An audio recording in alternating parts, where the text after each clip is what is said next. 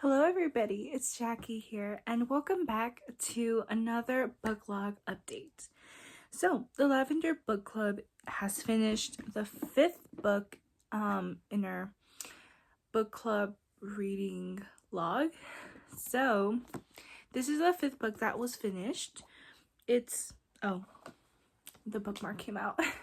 It's called The Frugal Wizards Handbook for Surviving Medieval England.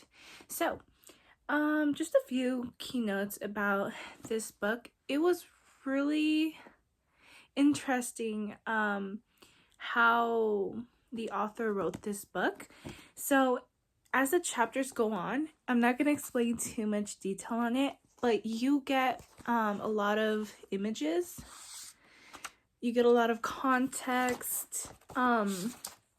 But it's really cool because you can actually see what the main character is seeing in the book, which is pretty amazing, to be honest. So I'm saying a lot. But let's get into the summary of this book. So I'm gonna read it real quick. I'm not going to show anybody the slide this time. If you're new here, this is the Lavender Book Club, and we do book logs every 2 weeks, and every 2 weeks read a different book. So this is the 5th book, and it was from August 16th to August 31st. So I'm going to read the summary. Johnny wakes up in an unfamiliar field with no idea what has happened to him. He has completely forgotten who he is, and when trying to remember his past, he finds his mind is blank. Without any indication of who he is, Johnny searches for clues to his past and finds a scorched handbook for surviving medieval England. Following his instincts, he hides and tries to find out more about this mysterious world he is in by reading his burned handbook.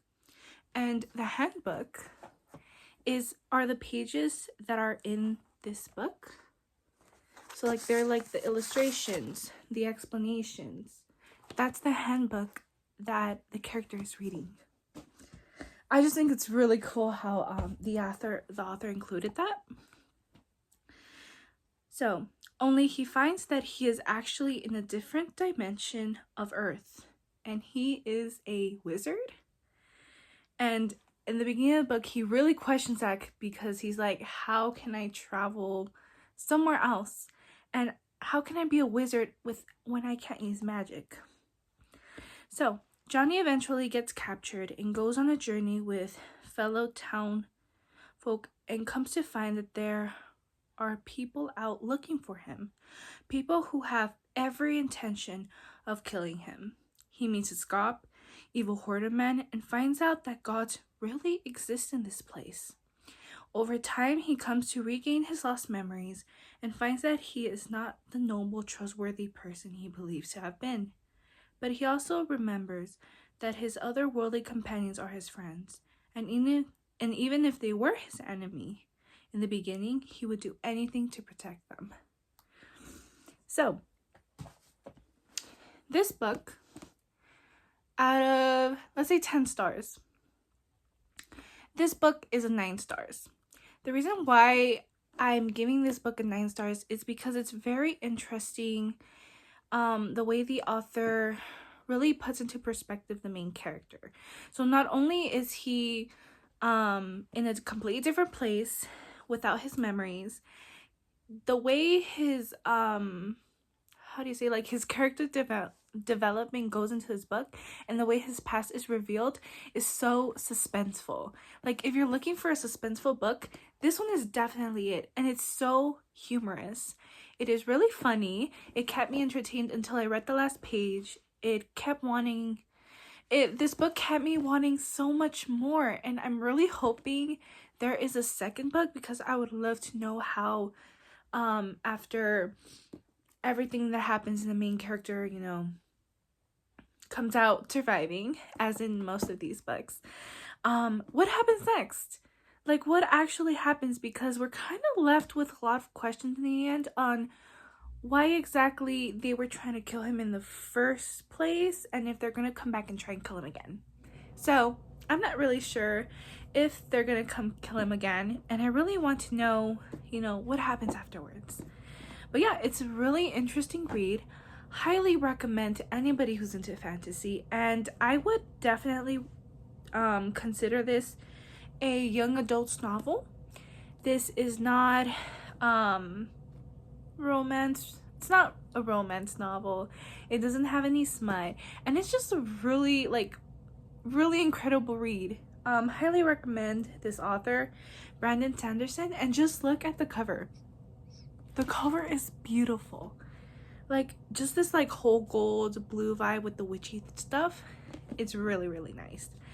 But yeah, this is the first book, and now I'm going to show you the book that is next to read in the Lavender Book Club, and that is this one.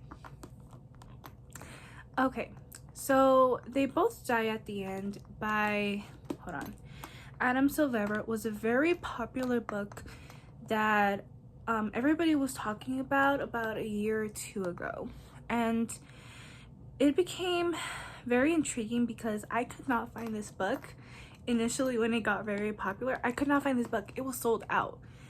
And this author also has written a lot of other very popular books, and I actually have this other one that's in the back. It's called What If It's Us, and I have read that one. Amazing too. But they both die at the end. I believe it has another book, a second book, and maybe there's a third book coming out. I'm not 100% sure, but I bought this book about a year ago, and I have not read it. I have been occupied with other stuff, so I never had the opportunity. But getting into this book real quick, I have this like bookmarked, and it's so cute. I actually bought it at Daiso, and it's adorable. I love cats, and I'm like, I need it. Okay, but getting into the book, so I'm gonna read the back. We here at Last Friend Inc. are collectively sorry for this loss of you. Our deepest sympathies extend to those who love you and those who will never meet you. We hope you find a new friend of value to spend your final hours with today. So that sounds very, very ominous. On September 5th, a little after midnight, Deathcast calls Mattel Torres and Rufus Emeterio, I'm not sure how to pronounce his last name, to deliver some bad news. They are going to die in less than 24 hours. Mattel and Rufus are total strangers, but for different reasons, they're both looking to make a new friend on their end day. The good news is there's an app for that. It's called Last Friend, and through it, Rufus and Mattel meet for one final epic adventure, to live a lifetime in a single day.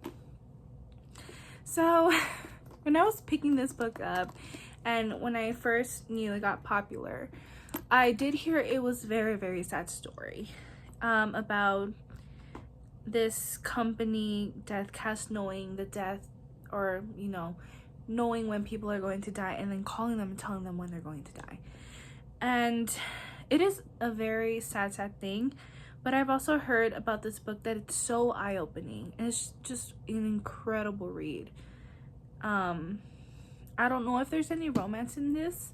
I heard some people say it's sort of romantic, other people say it's not really into that, but overall, I just had this book. It's very intriguing to me. I've never read it, and it's just time to read it.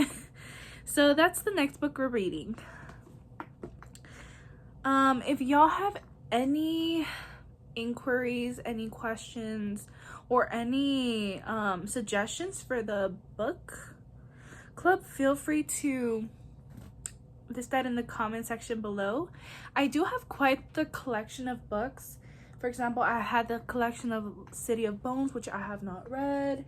I have The Fifth Wave, the 2 other books. I believe there's more books now, but the second and third book I have not read. I have Vampire Chronicles, or Interview with the Vampire, if you know that. I also have January, Wuthering Heights. I have quite a few horror books too, and I like Stephen King stuff. So if you're into that kind of field, you know, or if you're interested in hearing about any of these other books and just want a review, feel free to comment that below. But yeah, for now I'll probably just be doing these book reads because I am pretty busy in my personal life, and I just do these videos for fun because it's very intriguing. I've always wanted to be in a book club, but kind of being in a book club is a little hard for me, so I'm like, why not just make my own? I can kind of, you know, get opinions from people, suggestions. But yeah, without further ado, this is the end of the video.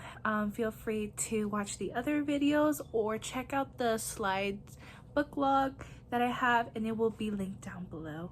Well, I'll see y'all in the next video. Bye.